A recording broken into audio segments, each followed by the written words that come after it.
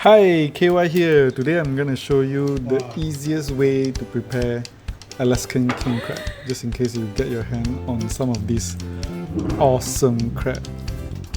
It's really easy and really simple.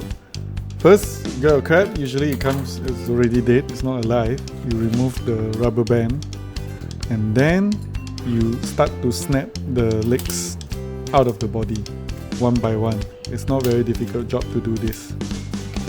And then once those are done, you peel off the shell and then you get to see the body.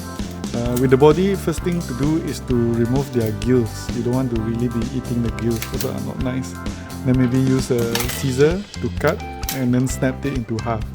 You don't want to have to see who need to eat the entire body and the other person don't get to eat them. Then you heat up a clay pot that is big enough to keep everything. Put in butter, put in garlic, and then just throw everything in and cover for around 10 minutes. You don't need to add water, you don't need to add oil, nothing else. The butter I use about 3/4 inch like that, but you can use a bit less or a bit more, doesn't matter. So while that is cooking, heat up a bit of olive oil and then melt again some butter. This butter is going to be your dipping sauce. Once it's melted, pour it on another separate container and squeeze some lemon juice into it. That's all there is in this cooking method. So 10 minutes done, open up.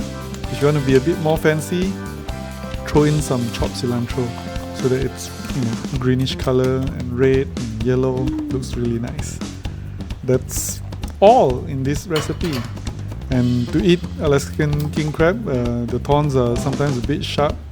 The meat comes off pretty easily, but if you have any issues, you can always use the kitchen scissor and try to cut through the shells to get to the meat. The shells are not very hard.